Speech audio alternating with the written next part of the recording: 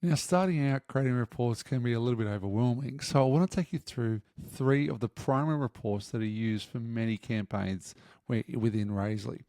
The first we're going to create is a donation report, then a fundraiser report, and then a ticketing report.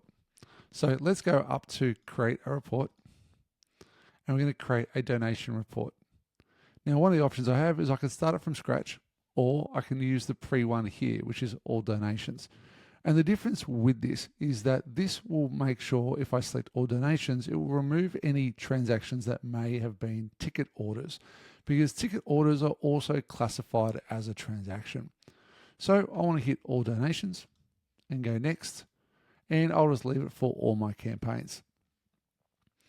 Now at the moment I can't see anything because in my test environment I don't have any live data, but if I hit test data I can now see a few different things appear. Now, some of the things I may want is I want to understand what the campaign name is, because I'm doing a donation report across all of my campaigns. So campaign might be helpful. UUID, I typically don't sort of use all that much, so I'm going to remove that field. ID, I'm also going to remove that field, but I do need first name, last name, and email address.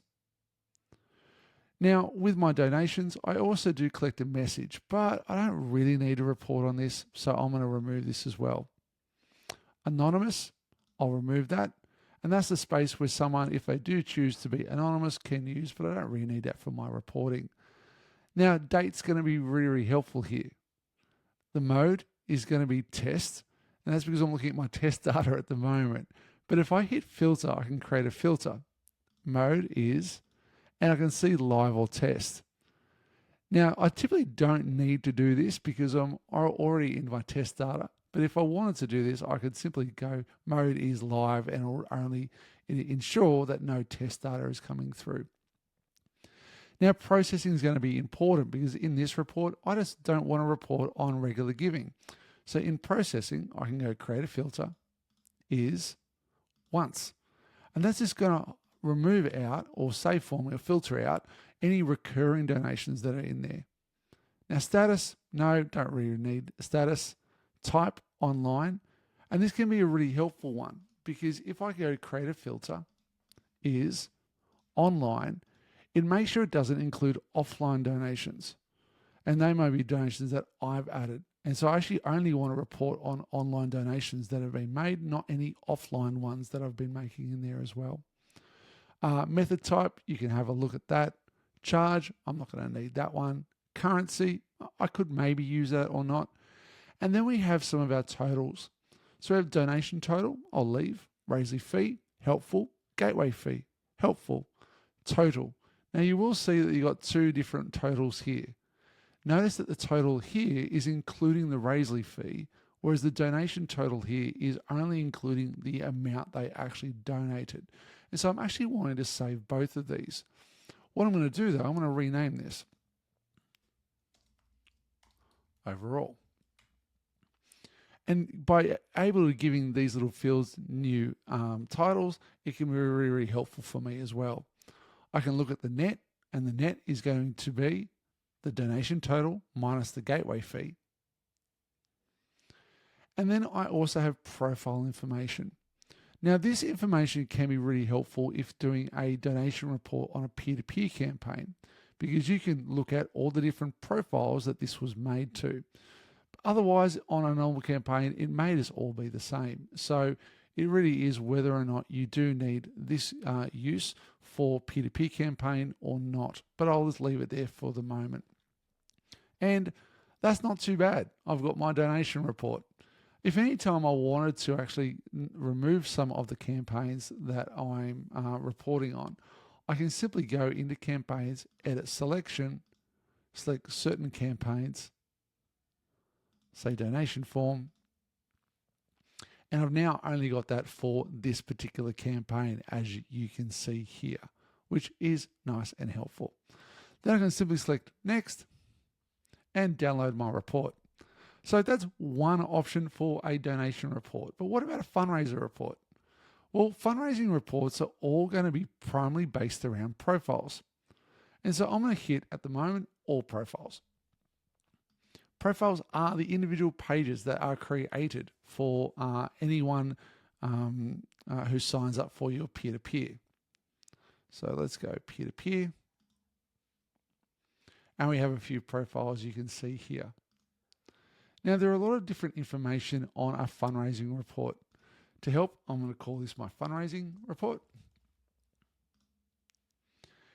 And first of all, because this is only on one campaign, I actually don't need campaign name because I know what this report is from. So I'll remove that. UUID, often don't need that. Creator can be helpful. Status, nah, don't need status. And then we have type, and this can be a really helpful field for a fundraising report. If I go into filter, you can see that I have individual, team, or organization. If I leave it as individual, I can now just report on the individual fundraising pages that were made. But for example, maybe I also want to report on instead my organization profiles. I could do that in the same by editing the filter, or on my team profiles and edit the same on that. And this can be really helpful if you will make one report and then duplicate that report and just change the filter. It can be really, really short and easy. Now, the other thing we have here is we have user information. As you can see, person, user, for our first name. If you hit the little cog, you can see the ID available, user.firstname. These are user fields that you can also pull across line by line into it, because every time a profile is created, it also brings across that user information too. So I've got person, Jenny Smith, and email address, and that's going to be helpful. I've got the profile name. I might actually change that over to fundraising page name. And changing those words can be really helpful. The path, which is the URL path, Jenny's goal, her total, the currency that's used, typically don't need. Description, don't need those ones. Photo URL, I might need, but shared, I'll remove that as well. Now, some of the other ones I really want on a donation report, though, is I want to understand how many donors have actually given to each of my fundraisers. So I can, at the top, do donor. And here I have an option for under a profile field called number of donors. Now, do note, this is not a field that you created. This is a field that comes already in Raisely in the database. And this is going to be really helpful because I can now see the number of donors that have actually donated to these people. There's a whole bunch of different fields that you will have available for you as you scroll on down and look through. Some of these can be really helpful, particularly if you want to run UTMs through this. This can be great, is that when someone signs up, you can understand where they came from. And so UTM source can be a great one where you will see either they came from social or came from email or direct. Can be a great one to add into your one as well. There's all sorts of different sort of fields that you can be exploring all across here, and our suggestion is that you do. But this would be a great basic fundraising report to get started. Now, the third one we want to have a quick look at is a ticketing report. Now, do note there's two types of ticketing reports that you can be doing. First, there's an order report. An order report does not look at individual tickets. It just looks at the order as a whole. So it's primarily looking at information based around who ordered it and the broad picture of what was in their order, how many items and such, and how much was the whole order costing. But if you want to run a report that looks at every single individual item in that, and that can be more helpful if you are particularly putting custom fields such as what information, let's say emergency contact details as an attendee field, or a dietary requirement settings across each of the tickets. You'll instead need to do a transaction items report. And here we can do all tickets. If I simply select this, what I can now find is I can find under transaction items some of the different information that I have available. I can see whether there was a promo code used for it. I can see some of the order information for it too. I can see the product name that was purchased, and also the item ID.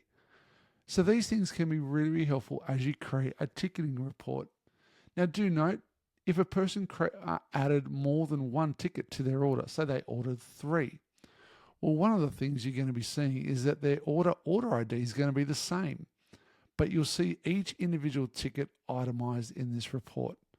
This is why often what we call this report is an itemized ticket report, because it can just really help us understand what the report actually is. This is a very common report used within Raisely, and we encourage you to sort of go in there and see some different things that you can be utilizing for this report.